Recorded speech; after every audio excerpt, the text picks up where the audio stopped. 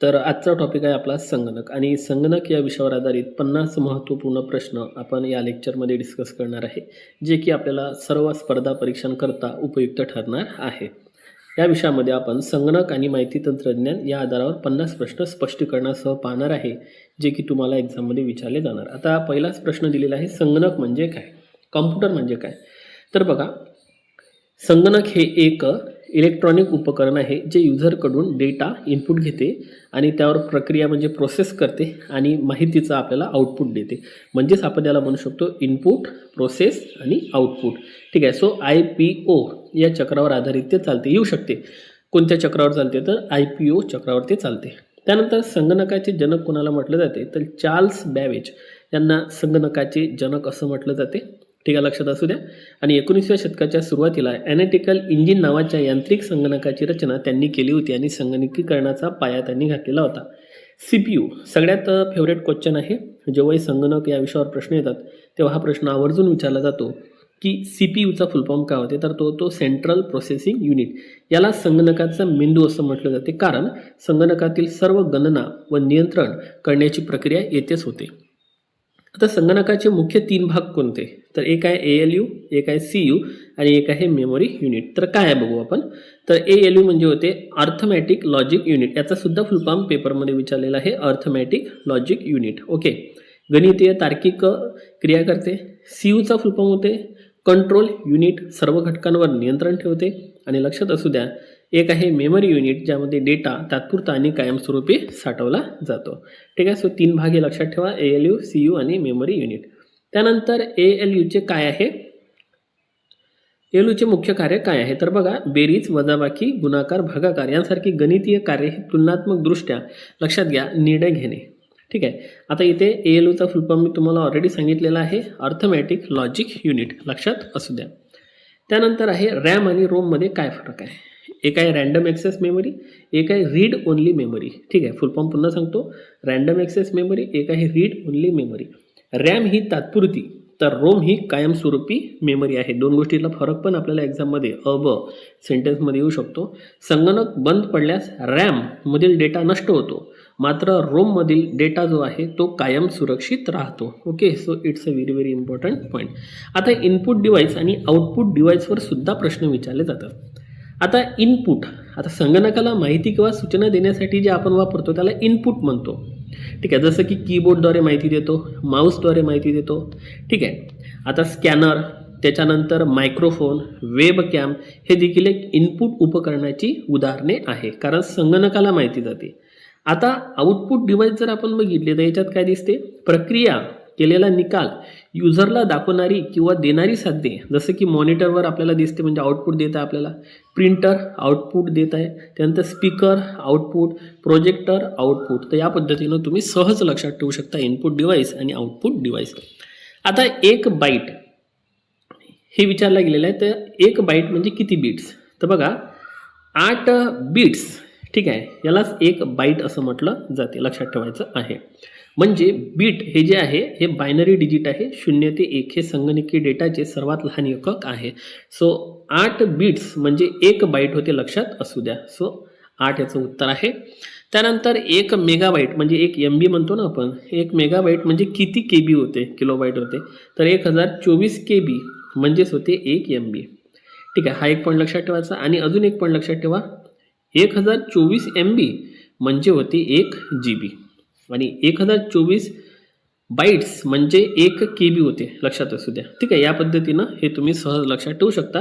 तर 1024 आकडा जर तुम्ही पाठ ठेवला तर तुमच्या सहज लक्षात येते KB नंतर MB नंतर GB, ठीक आहे, नंतर TB असे त्याचे माप आहेत. ठीक आहे. त्यानंतर हार्डवेअर आणि सॉफ्टवेअर.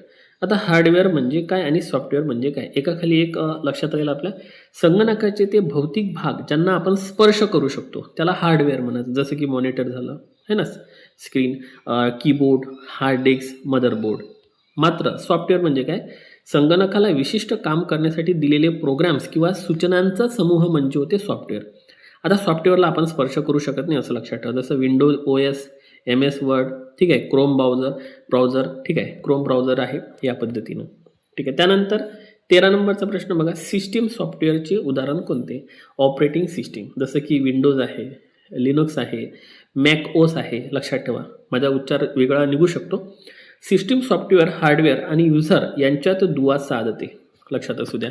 ठीक आहे, तर इतर ॲप चालवण्यात काय होत असते? मदत होत असते. सिस्टीम सॉफ्टवेअर जे असते ते हार्डवेअर आणि युजर यांच्यात दुवा साधत असते. ठीक आहे, आणि इतर ॲप चालवण्यास ते मदत करते. याला ऑपरेटिंग सिस्टीम आपण म्हणतो. आता ॲप्लिकेशन सॉफ्टवेअर म्हणजे काय? तर युजरच्या विशिष्ट गरजा पूर्ण करण्यासाठी बनलेलं जे सॉफ्टवेअर असते, ठीक आहे, युजरच्या विशिष्ट गरजा पूर्ण करण्यासाठी बनवलेलं सॉफ्टवेअर म्हणजेच ते ॲप्लिकेशन सॉफ्टवेअर असते. ठीक आहे, ज्याला आपण ॲप लक्षात ठेवा.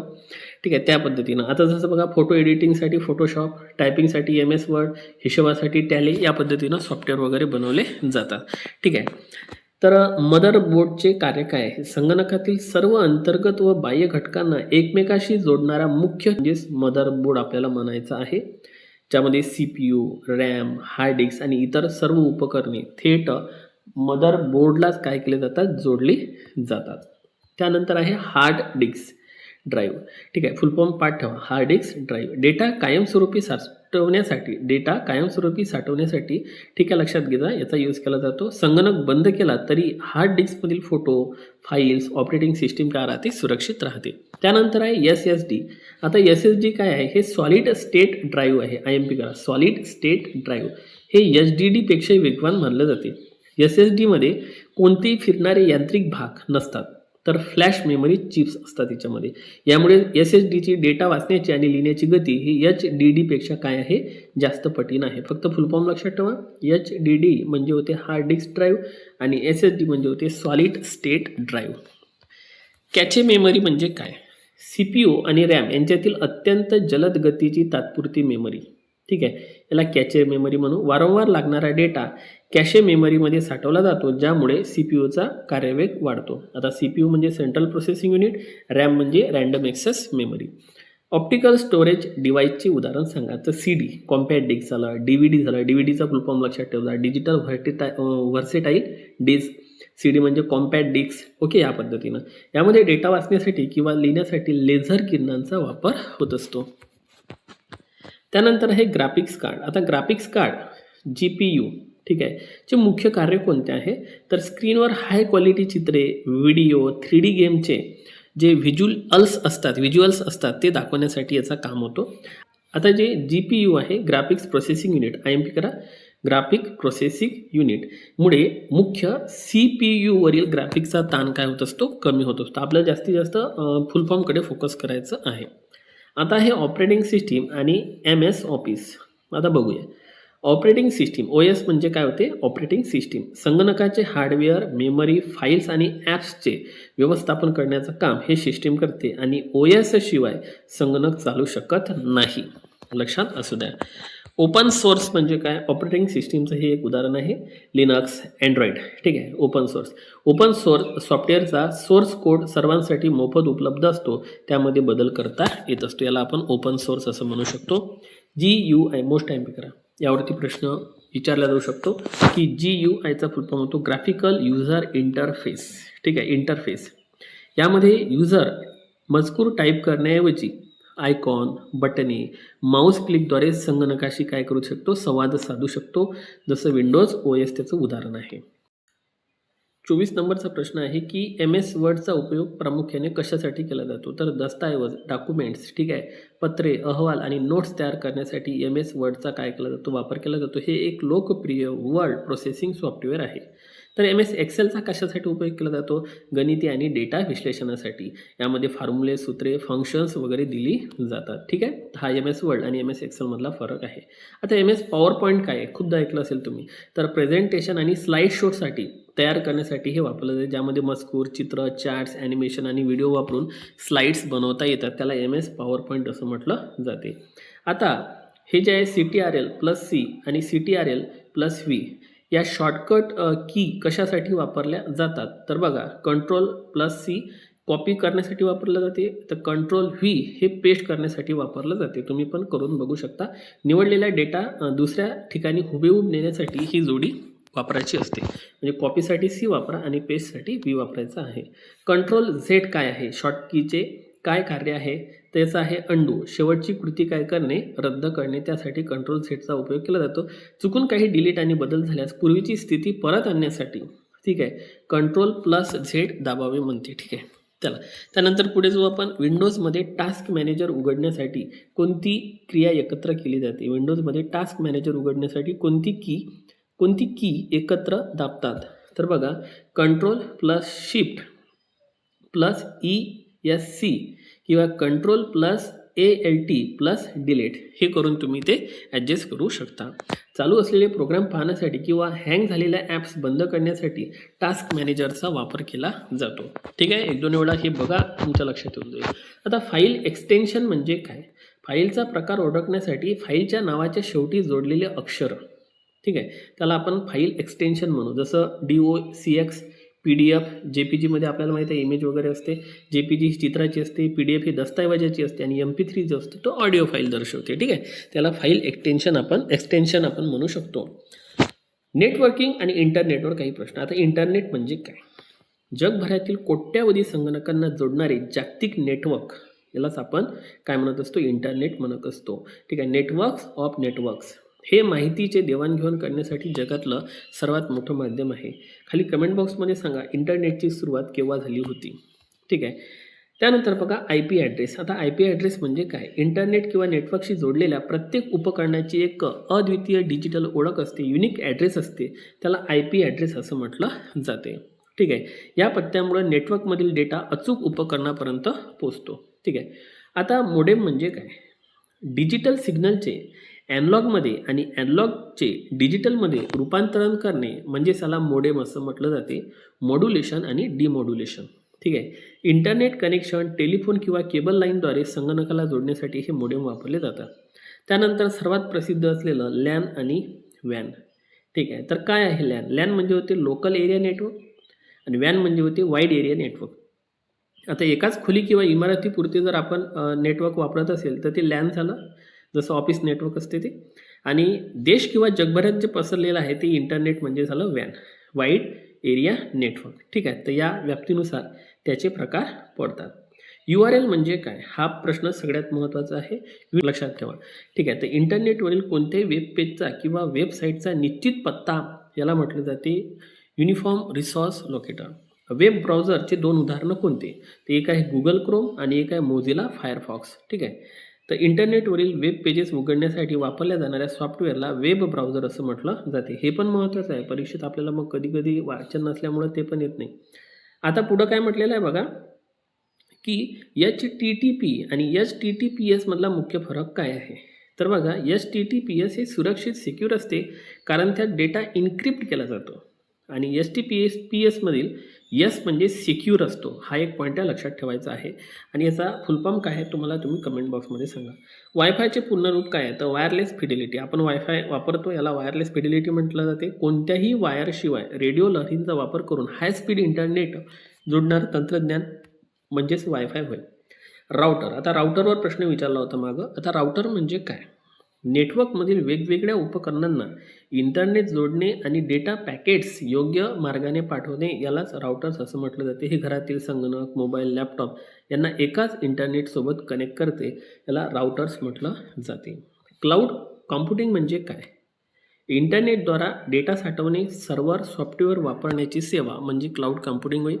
डेटा स्थानिक हार्डवेअर डिस्कवर साठवण्याऐवजी ऑनलाईन सर्व्हरवर सुरक्षित ठेवला जातो, जसं गुगल ड्राईव्ह झालं, iCloud झालं, याला क्लाउड कॉम्प्युटिंग असं म्हटलं जाते. उदाहरणं दिले की लवकर लक्षात येते आपल्या, पण आपल्याला ते नाव माहीत नसते नेमकं हे आहे काय. तर सायबर सुरक्षा आणि आधुनिक तंत्रज्ञान. आता फायरवॉलचे मुख्य कार्य काय आहे. आता फायरवॉल खूप चर्चेमध्ये असते. अनधिकृत वापरकर्त्यांना किंवा हॅकर्सना नेटवर्कमध्ये प्रवेश करण्यापासून रोखणे म्हणजे त्याला फायरवॉल असं म्हटलं जाते. हे संगणक आणि इंटरनेट यांच्यातील सुरक्षेची भिंत मानली जाते, म्हणून याला आपण फायरवॉल असं म्हणतो. कॉम्प्युटर व्हायरस म्हणजे काय. संगणकातील डेटा नष्ट करणारा किंवा सिस्टीम खराब करणारा एक धोकादायक प्रोग्राम. ठीक आहे, मेलेसियस कोड. ठीक आहे, आणि हे युजरच्या संमतीशिवाय संगणकात पसरतात आणि फाईलचं नुकसानसुद्धा केलं जाते, म्हणून खूप सारे व्हायरस चर्चेमध्ये असतात. आता अँटीव्हायरस सॉफ्टवेअर काय, तर हे आपल्या मोबाईलमध्ये असणं गरजेचं आहे. संगणकातील व्हायरस शोधणे, त्यांना ब्लॉक करणे आणि नष्ट करणे याच्यासाठी अँटीव्हायरस सॉफ्टवेअरसुद्धा वापरले जातात. Quick Heal, Norton, Windows Defender. तर पेपरमध्ये प्रश्न कसे येतात, क्विक हिल, नॉर्टॉन आणि विंडोज डिपेंडर हे काय आहे. तेव्हा मग आपल्याला ऑप्शन आल्यावर आपलं कन्फ्युजन वाढते. तर लक्षात ठेवा ते अँटीव्हायरस सॉफ्टवेअर आहे जे आपल्यासाठी चांगले असते. फिशिंग म्हणजे काय, आता फिशिंग म्हणजे असते बनावट ईमेल व लिंक्स पाठवून लोकांची वैयक्तिक माहिती चोरण्याचा सायबर गुन्हा म्हणजे याला फिशिंग म्हटलं जाते. मोस्ट टाइम बी करा, परीक्षेत प्रश्न विचारलेला आहे. बनावट ईमेल आणि ज्या लिंक्स येतात ना आपल्याला त्याला फिशिंग म्हणायचं. बँक किंवा नामांकित कंपनीच्या नावावर गैरवापर करून युजरला फसवले जाते, याला फिशिंग असं म्हटलं जाते. आता एक मालवेअर पण खूपदा चर्चेमध्ये असतो. आता मालवेअर नेमकं काय आहे बघा. तर मालवेअर म्हणजे होते संगणकाला हानी पोहोचवण्यासाठी बनवलेल्या सर्व वाईट सॉफ्टवेअरचे एकत्रित नाव म्हणजे याला मेलिशियस सॉफ्टवेअर मालवेअर असं म्हटलं जातं. व्हायरस, वॉर्म्स, ट्रोजन हॉर्स तुम्ही नाव ऐकलं असेल, रॅम्सवेअर हे सर्व मॉलवेअरचेच काय आहे, मावेअरचेच काय आहे लक्षात घ्यायचा प्रकार आहे. ठीक आहे, आपण मॉलवेअर असं लक्षात ठेवूया. त्यानंतर ओ टी पीचा फुल फॉर्म होतो वन टाईम पासवर्ड. सगळ्यांना माहीत आहे ओ टी पी येतो आपल्याला. ते वन टाईम पासवर्ड म्हणजे नंतर तो यूज करता येत नाही. एकाच व्यवहारासाठी काही मिनिटाकरता वैध असणारा सुरक्षित कोड असते ज्यामुळे व्यवहार सुरक्षित चालतात. नाहीतर जर तो कायमस्वरूपीच राहिला तर मग प्रॉब्लेम झाले असते. AI म्हणजे होते आर्टिफिशियल इंटेलिजन्स. हे संगणकाची 5th जनरेशन आहे. आता AIला खूप महत्त्व आलेलं आहे. संगणक किंवा रोबोटला मानवाप्रमाणे विचार करण्याची किंवा शिकण्याची, निर्णय घेण्याची क्षमता देणे म्हणजे त्याला आर्टिफिशियल इंटेलिजन्स म्हणजे कृत्रिम बुद्धिमत्ता असं म्हटलं जाते.